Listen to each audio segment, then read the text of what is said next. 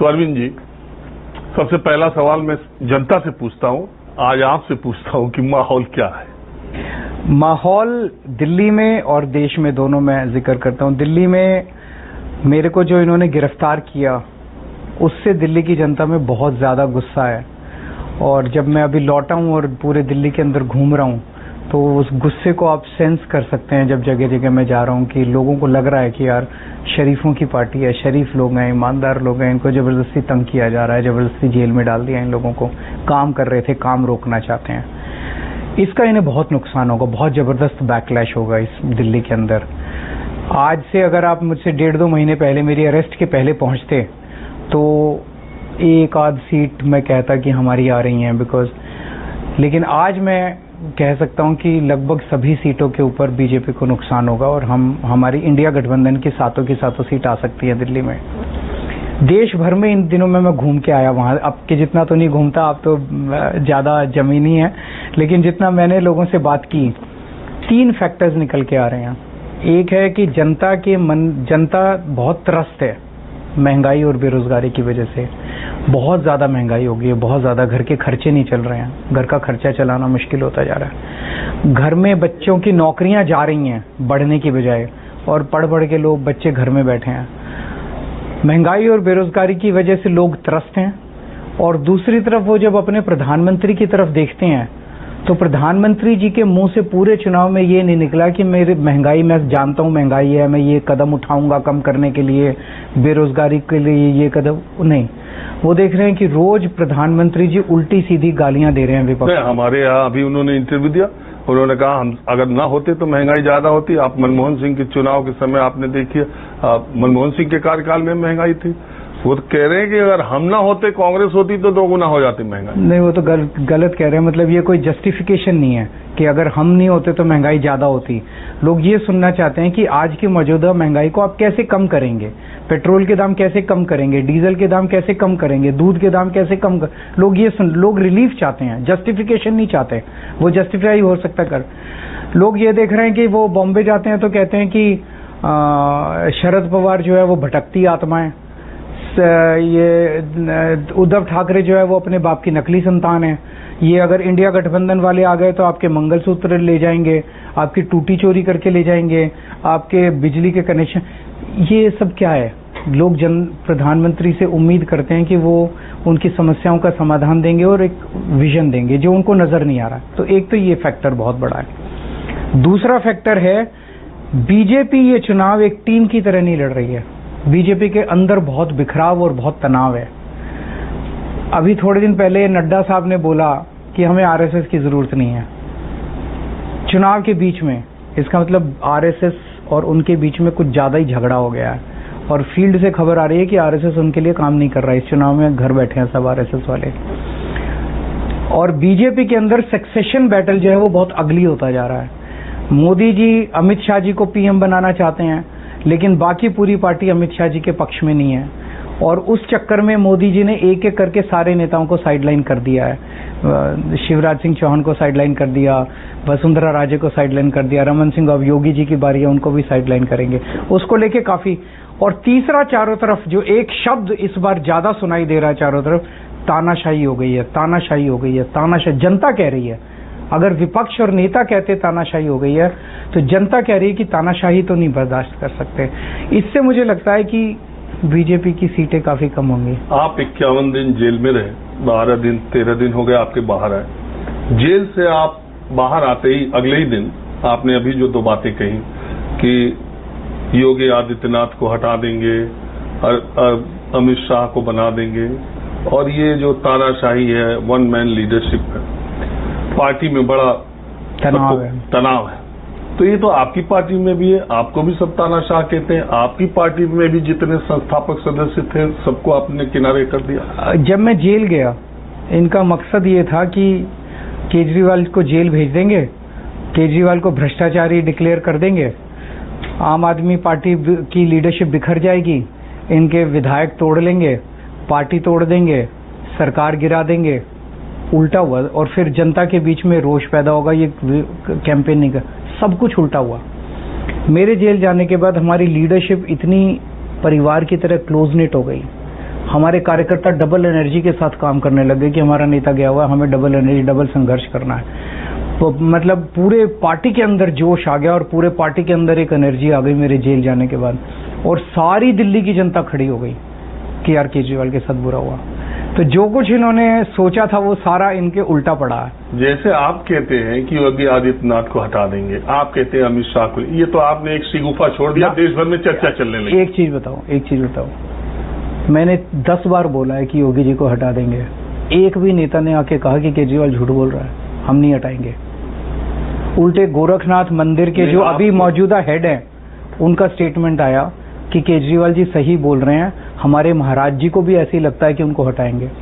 उनका स्टेटमेंट देखा था आपने? देखिए आप, ये तो विपक्ष में इतने नेता हैं, वो विपक्ष में नहीं है, गोरखनाथ मंदिर जो है वो उनके जो अभी हेड हैं उनका स्टेटमेंट तो यही है, योगी आदित्यनाथ जी या सेकंड हेड होंगे जो अभी मौजूदा पुजारी जी हैं, उनका स्टेटमेंट आया कि केजरीवाल जी जो ठीक कह रहे हैं वो ठीक कह रहे हैं, हमारे महाराज जी यानी कि योगी जी को भी लगता है कि उनको हटाएंगे। आप जब बोलते हैं, आप इतने हैं विपक्ष में नेता, सारे नेता बीजेपी पर अलग अलग तरीके से अटैक कर रहे थे। जब जेल से आप बाहर आए अगले दिन आप नैरेटिव सेट करने में तो आप मास्टर हैं। आपने ये 2 बयान दिया, आधे घंटे के अंदर अमित शाह को आके कहना पड़ा कि नहीं प्राइम मिनिस्टर तो मोदी जी रहेंगे। उन्होंने ये नहीं कहा योगी जी को नहीं हटाएंगे। नहीं, आप अपनी पार्टी के हो। नहीं, 1 मिनट। और दूसरी चीज, इन्होंने जितने नेताओं से ने बोला, सबने अपील की प्रधानमंत्री जी से कि आप मत हटिएगा। नहीं, ये किसी ने अपील नहीं की, न कहीं ये लिखा है। एक मिनट। प्रधानमंत्री जी ने नहीं कहा कि मैं वो रूल मेरे ऊपर लागू नहीं होता। अरे रूल कोई किताब में थोड़ी लिखा है, उनके संविधान में लिखा है। नहीं, संविधान में नहीं लिखा, उन्होंने रूल बनाया जिसके तहत आडवाणी जी को हटाया गया, जिसके तहत मुरली मनोहर जोशी जी को हटाया गया। 75 साल से ज्यादा के लोगों को टिकट भी दिया पीछे दिनों में। नहीं, कईयों के टिकट काटे गए। मोटा मोटे तौर पे आप देखिए, उन्होंने रूल बनाया प्रधानमंत्री जी ने। या तो प्रधानमंत्री जी सामने आके कह दें कि वो रूल आडवाणी जी के लिए बनाया था, मेरे पे लागू नहीं होता। उन्होंने ऐसा तो नहीं कहा। प्रधानमंत्री जी ने रूल बनाया, वो अपने पे लागू जरूर करेंगे। अगले साल वो कई बार कह चुके हैं कि मैं पद के लिए नहीं आया। तो आप कह रहे हैं उनकी सरकार ही नहीं आ रही? अगर सरकार आई तो सरकार नहीं आ रही है ऐसा मुझे लगता है, लेकिन अगर सरकार आई तो फिर वो रूल उनके ऊपर जरूर वो अपने ऊपर लागू करेंगे। और वो वोट अमित शाह जी को प्रधानमंत्री बनाने के लिए मांग रहे हैं, अपने लिए नहीं मांग रहे हैं। जब आप जेल में थे तो वो भी कहते थे कि आप जिस जगह पर बैठकर, जहां बाबा साहब अम्बेडकर और भगत सिंह की फोटो लगी है, आप जहां से राष्ट्र को संबोधन करते हैं, दिल्ली के बारे में, देश के बारे में संबोधित करते हैं, वहां सुनीता केजरीवाल जी बैठ के संबोधन करने लगी। तो वो भी ये कहते थे कि केजरीवाल अगर हटे या ऐसी परिस्थितियां आई कोर्ट से या कहीं से भी, आप तो इस्तीफा दे नहीं रहे, तो सुनीता केजरीवाल को सीएम बना देंगे। इसमें 2 क्वेश्चन है आपके। पहली चीज तो सुनीता जो मेरी धर्म पत्नी है, वो उसने हर कदम पे मेरी जिंदगी में मेरा साथ दिया, और मैं बहुत भाग्यशाली हूं कि मेरे जैसे सनकी आदमी को उन्होंने अपनी जिंदगी में बर्दाश्त किया। मैं इनकम टैक्स कमिश्नर होता था जब एक दिन इस्तीफा देके आ गया और मैं दिल्ली की झुग्गियों में जाके काम करने लग गया। आप सोच सकते हो कि पत्नी के ऊपर क्या गुजरी होगी कि एक सरफिरा आदमी अपना इतनी अच्छी नौकरी छोड़ के आ गया और दिल्ली की झुग्गियों में। सामान्य वो भी IRS अफसर थी, वो IRS थी, मैं भी IRS था। IRS की नौकरी से त्यागपत्र देके झुग्गियों के अंदर काम करना, पत्नी के, मेरे लिए तो ये चलिए पागलपन था, उसका तो पागलपन नहीं था ना, उसके ऊपर क्या गुजरी होगी। तो पूरे दौर के अंदर उन्होंने मेरा साथ दिया। इस बार जब मैं जेल गया तो उसने मेरे और जनता के बीच में एक पुल का काम किया। वो अंदर आके बताती थी कि जनता में क्या चल रहा है, मैं फिर उनको कहता था कि मेरी तरफ से जनता को ये संदेश दे देना, और बाहर आके वो संदेश देती थी।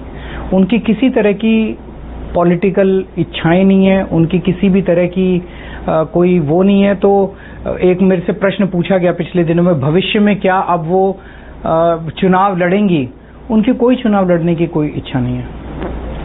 आप देखा ये जाता है, आप जैसे हम लोग वो दौर भी देखे हैं, आप 2010 का जब आप आंदोलन चला रहे थे, दिल्ली के मेट्रो स्टेशन से लोगों का भरना, इतनी बड़ी संख्या में सड़कों पर निकलना, भ्रष्टाचार के खिलाफ एक नायक खड़ा था अरविंद केजरीवाल।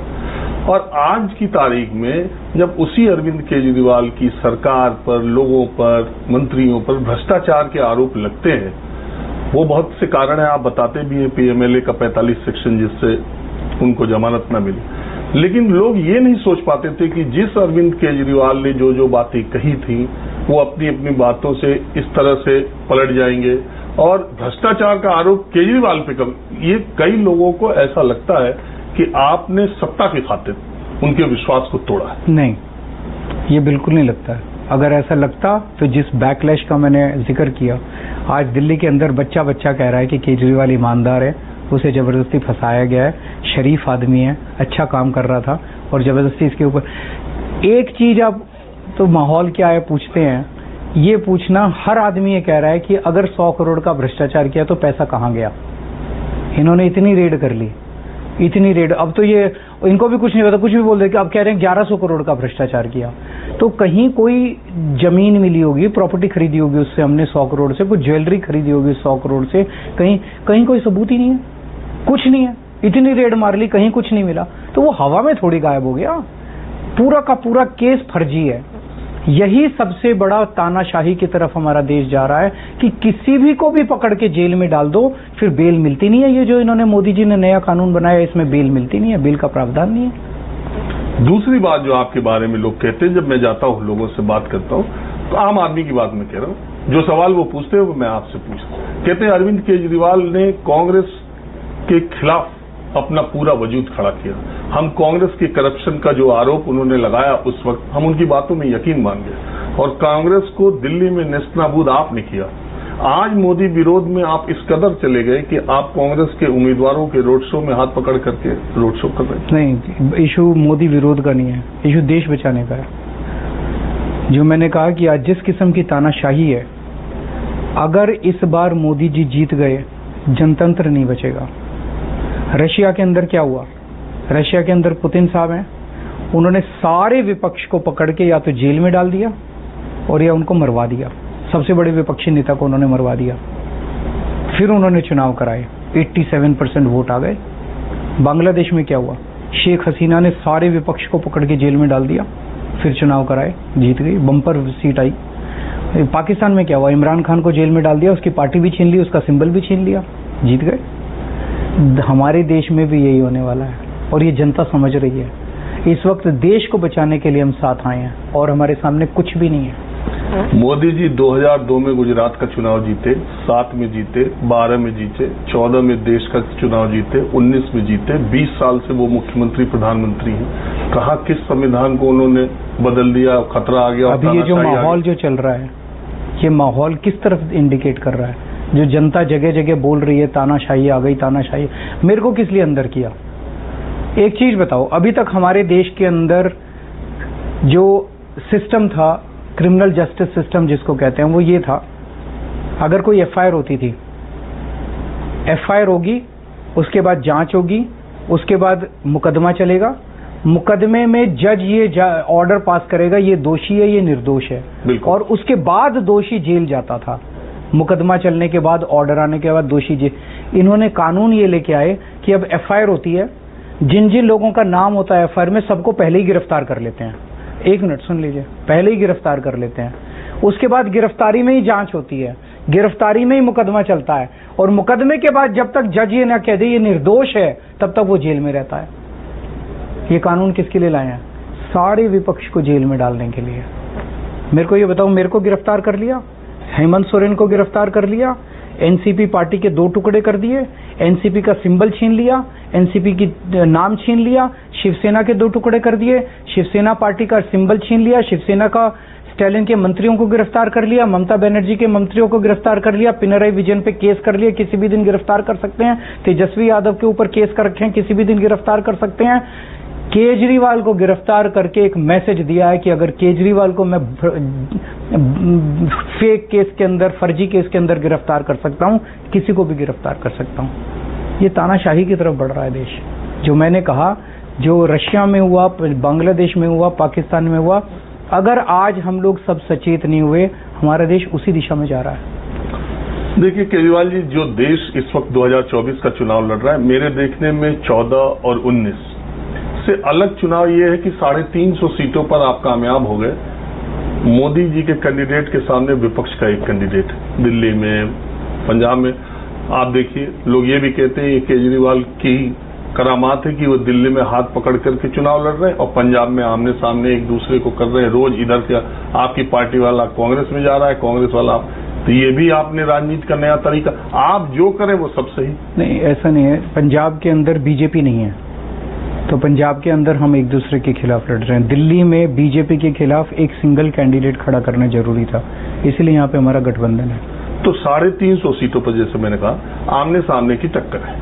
मैं भी बहुत जगह पर घूमता हूँ, उस आमने सामने की टक्कर में ये समझ नहीं आता कि जो विक्ट्री मार्जिन है वो कम होगा या सीटें कम होंगी या सीटें बढ़ेंगी। आप इसको कैसे देखते हैं? क्योंकि आप केवल अर्थमेटिक देख रहे हैं, एक केमिस्ट्री होती है, वो मोदी जी भी उसका जिक्र करते हैं। मोदी जी भी उसका जिक्र करते हैं। जब जनता मन बना लेती है तो जनता फिर किस तरफ अपना वोट डालती है वो आपको पता भी नहीं चलता।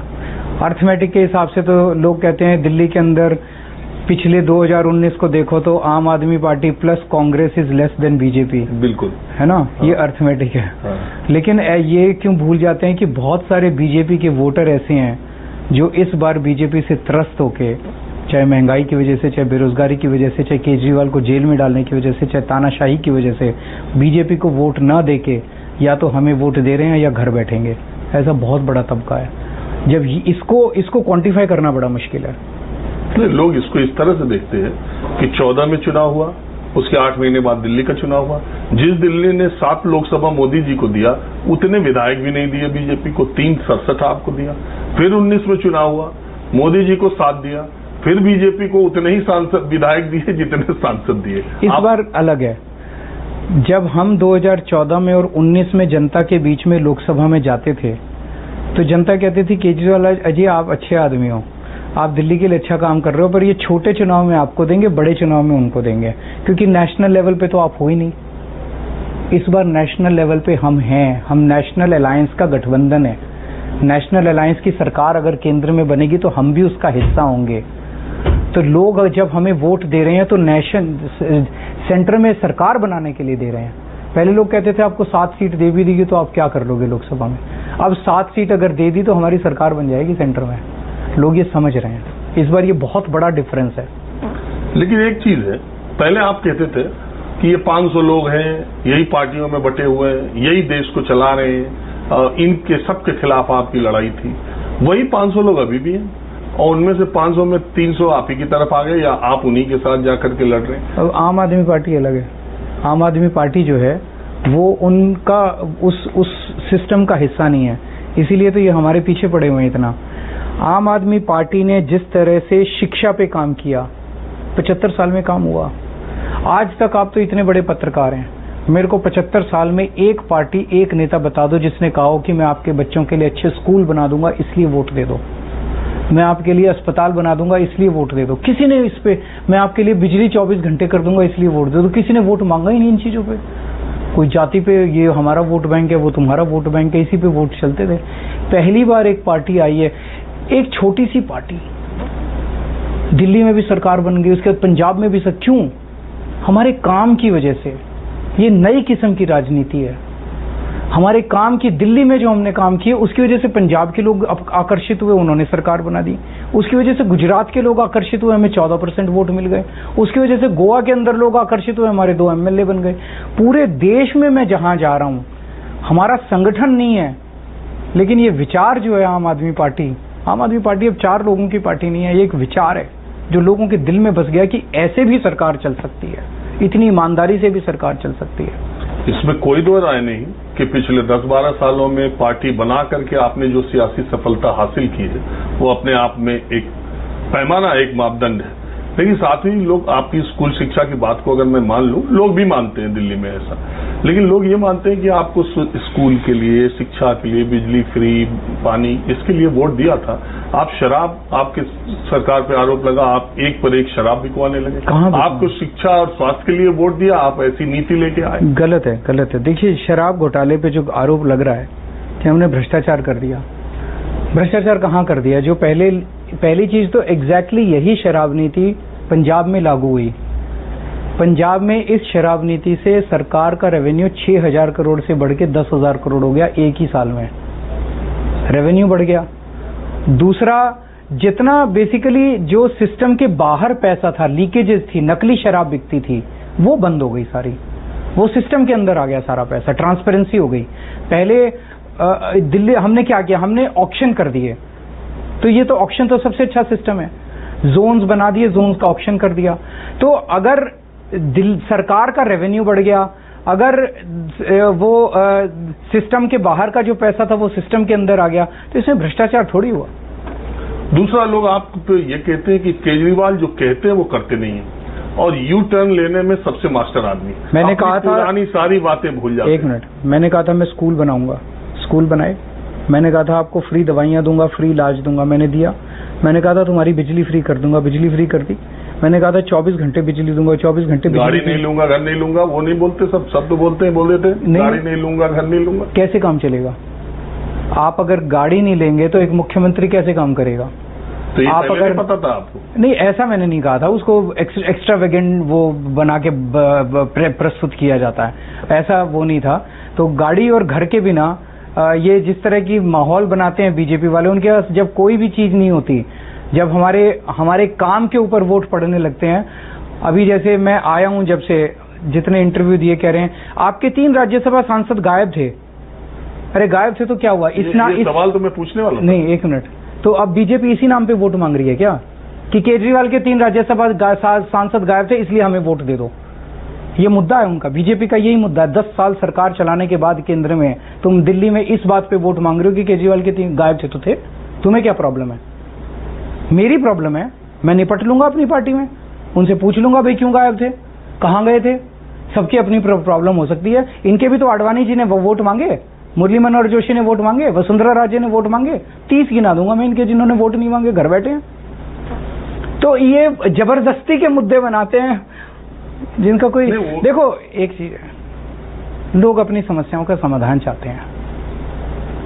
लोग ये चाहते हैं कि हमारे बच्चों को अच्छी शिक्षा मिले, हमारे घर का खर्चा चल जाए, हमारे बच्चों को नौकरी मिले, इलाज के लिए अच्छे अस्पताल हो, सड़कें हो अच्छी, बिजली हो ठीक, पानी हो ठीक। उसकी तो बात ही नहीं कर रहा कोई, हमारे सिवा कोई बात कर रहा है उसकी। ये उसको गाली दे रहा है, वो उसको गाली दे रहा है, ये उसको गाली दे रहा है, वो उसको। ये क्या राजनीति है? कल आपने मोदी जी का भाषण सुना था, वो बोले इंडिया गठबंधन वाले आपकी टूटी, घर की टूटी लेके भाग जाएंगे। ये प्रधानमंत्री के बोलने की बात है? उनका विजन है कोई? बोले अगर ये इंडिया गठबंधन वाले आ गए तो आपके घर की बिजली काट देंगे, आपके बैंक के पैसे लेके आप भी हंस रहे हैं। नहीं, मैं आपकी बात से सहमत हूं कि लेकिन ये चुनाव है, आप उनको बोल रहे हैं। प्रधानमंत्री ने भैंस को भी कहा, मंगलसूत्र भी कहा, और आप भाषण दे रहे हो तो कह रहे हो कि कमल के फूल पे बटन दबाओगे तो मैं जेल में रहूंगा, अगर मुझे जेल से बाहर आना है तो आप इधर बटन दबाओ। सही बोल रहा हूं। आप जेल को, अपनी जेल से जमानत को जनता से ये बता रहे हैं। जेल जिसपे ऑब्जेक्शन भी हुआ कोर्ट में कि आप जो है कोर्ट ने उनकी बात नहीं मानी। कोर्ट ने कहा केजरीवाल सही बोल, नहीं कोर्ट ने ऐसे तो नहीं कहा सही बोल रहे, कोर्ट ने उस पर कोई ऑब्जेक्शन नहीं लिया।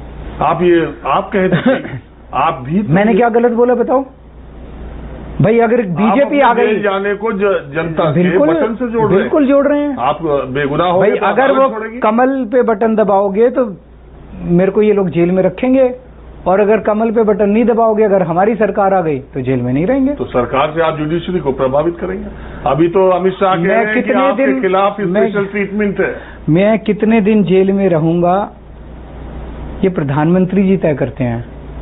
मैं सतिंदर जैन और मनीष सिसोदिया, इन दोनों के पास मैसेज गए हैं कि अगर बीजेपी ज्वाइन कर लो तो आपकी बेल करा देंगे।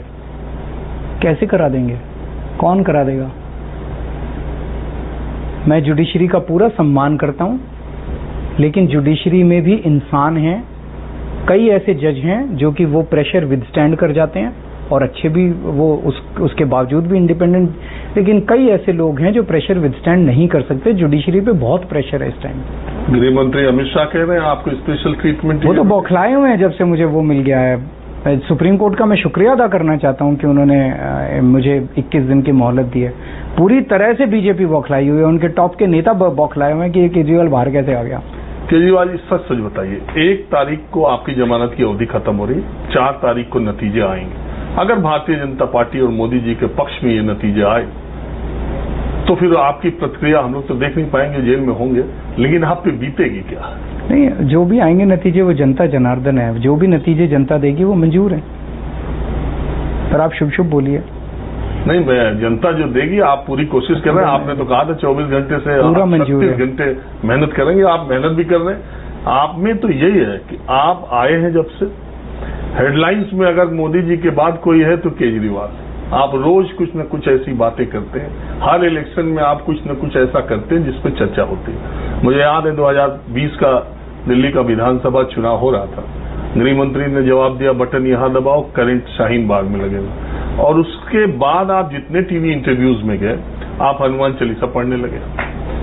आप वहीं से आपने उसको जो पोलराइजेशन था उसको आपने वहां वो किया। गुजरात के चुनाव के समय आपने एक नया शिगुफा छोड़ दिया, नोट पर लक्ष्मी जी गणेश। तो ये शिगुफा जो आप छोड़ते हैं वो स्पॉन्टेनियस और मोमेंटरी होता है कुछ दिन के लिए, फिर उसको आप भूल जाते हैं। ऐसा क्यों? नहीं, जो मुद्दे होते हैं मुद्दे उठाते हैं, जितने दिन मुद्दा जरूरत होती है उतने दिन मुद्दा चलता है।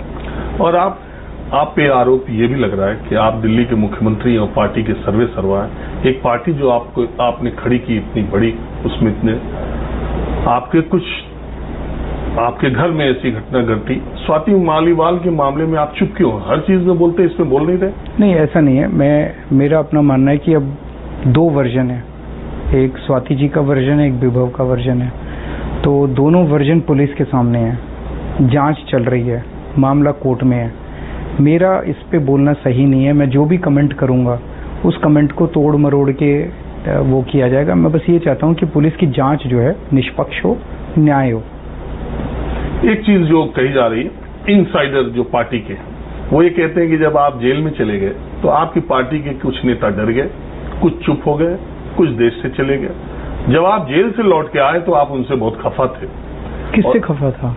जिन लोग उतने आक्रामक तरीके से आपके साथ खड़े नहीं, पूरी पार्टी एकदम मजबूत थी और इतनी मजबूती आपने किसी पार्टी में नहीं देखी होगी। मुझे अंदर से भी खबर मिलती रहती थी, मिलने आते थे, जो भी मुलाकातें होती थी। मतलब मैं पर्सनली अपनी पूरी पार्टी और पार्टी के नेतृत्व से पूरी तरह से सेटिस्फाइड हूं। जिस तरह से उन्होंने मेरी एब्सेंस में सारी चीजों को संभाला, मुझे उम्मीद नहीं थी कि इतनी अच्छी तरह से चीजें संभल जाएंगी। मोदी जी की माता जी अगर लाइन में लगती है, वो मिलने के लिए जाते हैं, पैर छूते हैं, तो आप कहते हैं कि सियासी तौर पर ऐसे कर रहे हैं।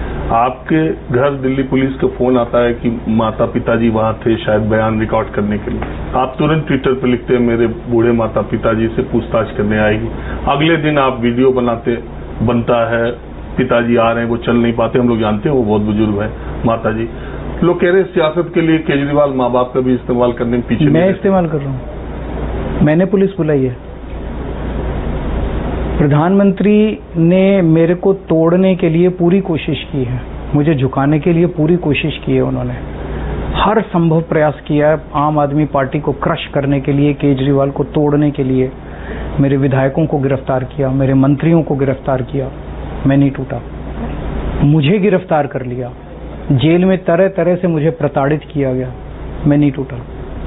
लेकिन आज जो उन्होंने मेरे बूढ़े और बीमार माता पिता को पुलिस से जांच कराने के लिए भेजने का वो जो उन्होंने निशाना बनाया मेरे बूढ़े और बीमार माता पिता को, ये तो सारी सीमाएं और हदें उन्होंने पार कर दी। मेरी मम्मी को बहुत सारी बीमारियों ने घेरा हुआ है और वो जिस दिन मैं जेल गया था उसी दिन कई दिनों के अस्पताल के बाद वो लौटी थी। मेरे पिताजी 85 साल के हैं। तो मैं प्रधानमंत्री जी से कहना चाहता हूँ आपकी लड़ाई मेरे से है, मेरे माँ बाप को प्रताड़ित मत कीजिए, ऊपर वाला देख रहा है। तो आप हर चीज में पीएम को ले आते हैं। दिल्ली पुलिस का मसला, उसमें भी प्रधानमंत्री, ईडी रेड करे उसमें भी प्रधानमंत्री, सब में प्रधानमंत्री। सारी एजेंसियां काम करना बंद कर दें, Delhi police, ED, income tax, CBI, सब कुछ तो पीएमओ से ही चलता है, आप लोग भी जानते हैं। अरे आप आईआरएस अफसर हैं, आपका ये एक्सपीरियंस पहले भी था ना? पहले ऐसे नहीं चलता था, डिपेंड करता है अलग अलग रिजीम्स के अंदर, पर अभी तो सब कुछ केंद्रित पीएमओ में ही है, सब कुछ पीएमओ से तो चलता है। एक चीज जो लोग जानना चाहते हैं, इस देश में 2 ही पॉलिटिशियन हैं जो कंसेक्यूटिवली लगातार 2 बार बीजेपी को मात दे चुके हैं। एक ममता बनर्जी जो 2000 बीजेपी जब मजबूत हुई 14 के बाद, 16 के इलेक्शन में और 21 के इलेक्शन, एक अरविंद केजरीवाल। दोनों का स्ट्राइक रेट बढ़ा बीजेपी के खिलाफ, दोनों मुश्किलात सेंट्रल एजेंसीज के रडार पर सब कुछ। ममता तो अपना 21 का निकाल ले गई, अब 26 में हिसाब होगा। लेकिन अभी जिस मुकाम पे आप हैं, 24 चल रहा है, 6 महीने के बाद दिल्ली के विधानसभा चुनाव शुरू हो जाएंगे। आप अपनी पार्टी के अकेले रणनीतिकार हैं, चेहरा है, स्टार कैंपेनर है, आप ही सब कुछ डिसाइड भी करते अपनी पार्टी में ज्यादातर। अगर आप जेल में रह गए तो आपको लगता है कि दिल्ली आपके हाथ से निकल जाएगी? अगर मैं जेल में रह गया तो जेल में रहते हुए 70 की 70 सीट दे देगी ये दिल्ली की जनता। वो रख के देख लें जेल में मुझे। कल मेरे से कोई पूछ रहा था कि आपके और भी मंत्रियों को गिरफ्तार कर लिया तो मैंने कहा इन 70 के 70 को गिरफ्तार कर लो और फिर दिल्ली की जनता का रुख देखो। जनता जवाब देती है। राजीव जी आप तो जानते हैं जनतंत्र में मैं कुछ नहीं हूं, जनता है। जनता इनको ऐसा जवाब देगी कि ये याद रखेंगे। ये तानाशाही इस देश की जनता बर्दाश्त नहीं करेगी। इंडिया गठबंधन के अलावा चूंकि आप गिरफ्तार हुए तो सियासी तौर पे आपकी गिरफ्तारी का विरोध हुआ। बहुत लोगों का ये कहना था कि ये देश में पहली बार हुआ कि एक सिटिंग चीफ मिनिस्टर को ऐसे गिरफ्तार किया गया। पहली बार ये हुआ कि आपको गिरफ्तार किया, आपने भी रिकॉर्ड बना दिया कि गिरफ्तार होने के बाद भी मैं इस्तीफा नहीं दूंगा। उसकी वजह आपने कई बार बता दी। लेकिन आपके बगैर आम आदमी पार्टी का वो आक्रामक चेहरा दिखाई नहीं देता, या कोई दूसरा नंबर 2 है जिसको आप अपनी जेल में रहने या किसी को आपने ऐसी टीम या मन या तैयारी बनाया है, या सुनीता जी को ही सहानुभूति के लिए? हमारा नंबर 1 जेल में था, नंबर 2 जेल में था मनीष सिसोदिया, नंबर 3 जेल में था सत्येंद्र जैन, नंबर 4 जेल में था संजय सिंह। कभी आपने दुनिया के इतिहास में ऐसा देखा कि कोई ऐसी पार्टी जिसके 4 टॉप के नेताओं को जेल में डाल दिया और पार्टी फिर भी कम से कम जिंदा रही? बाकी पार्टियों को उठा के देख लो, 4 अगर टॉप के नेता, बाकियों को तो छोड़ो, बीजेपी के अगर टॉप के 2 नेता अगर ये जेल में चले जाएं, पार्टी बचेगी इनकी? 100 टुकड़े हो जाएंगे। तो ये आम आदमी पार्टी की ताकत है, लोगों की ताकत है कि हमारे 4 टॉप के नेता जेल में थे, उसके बावजूद भी पार्टी सही सलामत है। लेकिन लोगों को लगता था कि आप गिरफ्तार होंगे तो जिस तरह का जनमत आपके साथ है इलेक्शंस के हिसाब से, 63-62 विधायक एमसीडी में जीते हुआ, तो कोई जन आंदोलन खड़ा होगा, कोई बड़ी। इन्होंने जिस तरह का पूरे दिल्ली के अंदर मुझे जो बताया गया, इतनी पुलिस फोर्स और सीआरपीएफ और पता नहीं कितनी हमारे इन्होंने मार्क किया हुआ है। एक नेता के घर या तो उसको उठा लिया गया टेम्पोररी, या उसको जेल में डाल दिया गया, कहीं चक्का जाम भी नहीं होने दिया। मतलब पूरा एकदम तानाशाही तरीके से इन्होंने पूरी दिल्ली के अंदर फैला दिया था। अब जवाब लोग बटन से देंगे, वो देख लेना आप। ईवीएम पे आप तो भरोसा कर रहे हैं ना? देखते हैं क्या होता है। अब नतीजे के हिसाब से ईवीएम पे भरोसा नहीं, नतीजे के हिसाब से नहीं। देखिए मेरे को ये डर लग रहा है जिस तरह से वोटर परसेंटेज वाला निकल के आ रहा है। भाई जिस दिन शाम को ईसी अनाउंस करता है कि आज इतने % वोट पड़े, और 4 दिन मान लीजिए वो कहता है कि 52% वोट पड़े, 4 दिन के बाद इलेक्शन कमीशन कहता है 52% नहीं थे, 62% थे, तो 4 दिन में 10% वोट कहां से आ गए? और इलेक्शन कमीशन जवाब ही नहीं दे रहा। लोग आरटीआई डाल रहे हैं, आरटीआई का कोई जवाब नहीं दे रहा। खड़गे साहब ने लेटर लिखा था उनको, इलेक्शन कमीशन ने क्या जवाब दिया? उनको जो जवाब दिया वो जवाब सही था। Election commission form 17C website पे क्यों नहीं डाल देता लोगों को? भाई ये तो लोगों को जानने का अधिकार है कि इस पार्लियामेंट्री कंस्टिट्यूएंसी में कितने वोट पड़े, वो भी नहीं बता रहा। आरटीआई में लोगों ने पूछा तो कहते हैं हमें नहीं पता कितने वोट पड़े। अगर आपको यही नहीं पता कितने वोट पड़े तो काउंट कितने वोट करोगे? फिर तो जो मर्जी कह दो, ये इसको इतने वोट मिल गए, इसको इतने वोट मिल गए, इसको इतने। ये तो बहुत बड़ा शक है। मैं ये नहीं कह रहा कुछ गड़बड़ है, इतना ज्यादा शक की गड़बड़ हो भी सकती है। लोगों के मन में ये संदेह है। और डेमोक्रेसी के अंदर ट्रांसपेरेंसी एक ऐसी चीज है जो फेथ पैदा करती है सिस्टम में। सिस्टम में अगर विश्वास खत्म हो जाए फिर जनतंत्र चलाना बड़ा मुश्किल हो जाता है। अब आखिरी कुछ 2-1 सवाल मैं आपसे पूछता हूं। आप इंडिया गठबंधन के लोगों के साथ जा रहे हैं तो ज्यादातर इंडिया गठबंधन के नेता कह रहे हैं कि 150 सीटें आएंगी, 200 सीटें आएंगी। आप शुरू ही करते हैं 230, 240, 250, 220-30। किसी ने हमसे पूछा कि केजरीवाल के बगल में इंडिया गठबंधन का नेता 150 बोलता है और वो 200। सबकी अपनी अपनी असेसमेंट। मैंने कहा केजरीवाल हमेशा ऐसा बोलते हैं कि सामने वाले को लगे कि बिल्कुल सच यही बोल रहे हैं। जैसे शुरू में आपने इंटरव्यू में कहा कि जब मैं जेल नहीं गया था तो हमें सीटें नहीं मिल रही थी, अब हम आ गए तो सीटें मिल रही। तो देखने वाले को, समझने वाले को ये लगे अब केजरीवाल जो बात कहते हैं, देखो पहले ये कह रहा था इसे एक भी सीट नहीं मिले, अब 7 सीट मिल जाएगी। पर सही बोल रहा हूँ मैं, सच ही बोल रहा हूँ। मतलब आप जो कह रहे हो कि ऐसा लगता है, लगता नहीं है, सच ही बोल रहा हूँ। सब चीज आप बोलने में, जब आप बोलते हैं तो आप नैरेटिव सेट करने में बिल्कुल माहिर है, इसमें कोई दो राय नहीं। जो आप कहना चाहते हो सामने वाले की समझ में बैठाना चाहते हैं। लेकिन मेरा सवाल ये है, बीजेपी अगर आई तो वो 240 पे नहीं रुकेगी, जो हम पहले आपसे कह रहे थे। वो फिर 300 के पार जा सकती है अगर उसे उसी तरह का जन समर्थन मिला और इस देश में महिलाओं के नाम, महिलाओं का वोट या राम जन्मभूमि, 370 स्थायित्व, क्योंकि गठबंधन सरकारें इस देश के लोगों ने देखा तो एक बड़ी मेजॉरिटी, एक बड़ा तबका ऐसा, मैं तो मेजॉरिटी नहीं कहता, बड़ा तबका ऐसा माना जाता है कि गठबंधन जो आप लोग हैं उसके बजाय स्थिर सरकार इस देश की जरूरत है और विकास के लिए। आपको लगता है कि वन पार्टी मेजॉरिटी से इस तरह की खिचड़ी सरकारें ज्यादा अच्छा कर सकती? नहीं, जब पिछले, मैं समझता हूँ 1989 के बाद से आज तक, 14 तक सारी गठबंधन की सरकारें थी और उन गठबंधन की सरकारों ने काफी काम किए, लोगों ने अप्रिशिएट किए वो काम।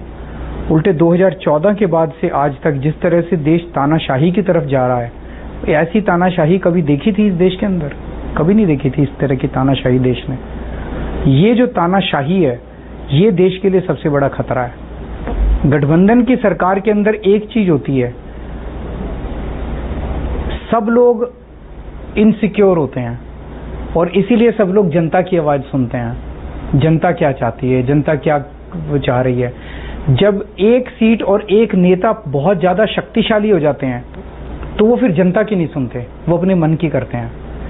आज वही हो रहा है।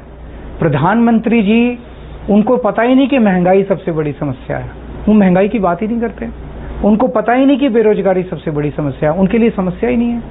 वो जिन मुद्दों की बात करते हैं कि शरद पवार भ्रष्टाचार, वो भटकती आत्माएं, ये टूटी लेके भाग जाएंगे, ये जनता के मुद्दे ही नहीं है। ये तानाशाही की निशानी है कि तानाशाही जो है वो जनता से इतनी दूर हो जाती है कि जनता उनके लिए भेड़ बकरी बन जाती है। उसको तानाशाह को लगता है कि जो मैं सोच रहा हूं बस वही है, अब जनता मेरी बात माने, और जो नहीं मानेगा वो जेल जाएगा। फ्रीबीज की देखिए राजनीति हो रही है, आप उसके मास्टर। गारंटी पहला शब्द आप ही नहीं, केजरीवाल की गारंटी मानते हो आप? हाँ, मैं हमेशा कहता हूँ। बीजेपी को मुझे धन्यवाद देना चाहिए। नहीं, आपसे तो कांग्रेस ने लिया पहले हिमाचल और कर्नाटक में। मैं तो ये मानता हूँ कि उत्तर भारत में गारंटी शब्द राजनीति में आप लाए, और फिर कांग्रेस ने चुराया उसे कर्नाटक और हिमाचल में। आपने भी कहा था कि हमारा लिया कर्नाटक, फिर उसके बाद बीजेपी ने। अब बीजेपी मोदी की गारंटी, और ये गारंटी के नाम पे फ्रीबीज, फ्री पानी, फ्री बिजली, फ्री महिलाओं को यात्रा फ्री, जो आप देते, रेवड़ी उधर से भी रेवड़ी। 4 चरण के चुनाव हो गए, आप लोग अटैक कर रहे थे कि 5 किलो राशन देके मोदी जी वोट अपनी तरफ ले रहे हैं। 4 चरण के चुनाव के बाद इंडिया गठबंधन के नेता 10 किलो राशन की बात क्यों कर रहे हैं? अच्छा, एक चीज बताओ, प्रधानमंत्री जी कहते हैं केजरीवाल फ्री रेवड़ी देता है, ये अर्थव्यवस्था के लिए खराब है। प्रधानमंत्री जी अपने अरबपति दोस्तों को 15 लाख करोड़ रुपए का लोन माफ कर देते हैं, वो हलवा देते हैं। अपने अरबपति दोस्तों को जब वो हलवा देते हैं, खिलाते हैं, उसमें उनको तकलीफ नहीं। केजरीवाल थोड़ी सी रेवड़ी अगर बांट देता है गरीबों को, मिडिल क्लास को, उनके घर का खर्चा चलाने के लिए, तो उनको तकलीफ है। तो जनता तय कर ले कि गरीबों और मिडिल क्लास को रेवड़ी बांटना ठीक है कि अरबपति लोगों को हलवा खिलाना ठीक है। अब आखिरी सवाल मेरा, आपसे बात करना हमेशा अच्छा लगता है। मेरा आखिरी सवाल ये, और भी जगह आपको जाना कि ये आप जितने लोग आपके गठबंधन में नेता हैं, उसमें कई बार ये सवाल उठता है, चलो मान लेते हैं हम आपको मेजॉरिटी मिल रही, वो गृहमंत्री जी भी कहते हैं प्रधानमंत्री के 1-1 साल का इनका प्रधानमंत्री हो। कई लोग ये कहते हैं कि केजरीवाल पूरा रायता फैला देगा अगर इंडिया गठबंधन को बहुमत मिला। रायता फैलाने में केजरीवाल माहिर है। नहीं, ये सब बकवास है। वो बीजेपी के जब कुछ बचता नहीं है, वो अपना बता दें कि अब उनका प्रधानमंत्री कौन होगा। गधा है नरेंद्र मोदी। वो तो रिटायर हो रहे हैं अगले साल। ये बार बार आप उनकी पार्टी का आप डिसाइड कर रहे हो? नहीं, उन्होंने कहा, उन्होंने खुद ही डिसाइड किया। उन्होंने, प्रधानमंत्री जी ने खुद ही डिसाइड किया कि 75, उनके बाद कौन होगा। ऐसी भसड़ मचने वाली है बीजेपी के अंदर कि आप सोच भी नहीं सकते। तो आप में भी है होगी ना, आप देख लेना। एक बार इंडिया गठबंधन बनेगा, मुझे नहीं लगता कि इस वक्त जो लोग इंडिया गठबंधन में हैं उनका एक ही एम है किसी तरह से देश को बचाना। नहीं, मैं आम इस आदमी वक्त- पार्टी की बात कर रहा हूँ। क्या आम आदमी पार्टी में आप भी इतने ताकतवर हैं कि आपके बाद आपकी पार्टी में भी भसड़ मामले नहीं मच रहे। मेरे बाद अभी मैं मर नहीं रहा, अभी मैं हूँ, नहीं, मरेगा तो जिंदा नहीं। जिंदा हूँ, अनलेस ये जेल में मेरे साथ कुछ कर दें। नहीं, भगवान करे आप 100 भगवान साल करे तक सब रहें। ठीक रहे। और आप तो अभी मैं जवान हूँ, अभी मैं कई साल हूँ, चिंता मत कीजिए। चलिए, आप आए, हमको वक्त दिया इसका शुक्रिया बहुत बहुत।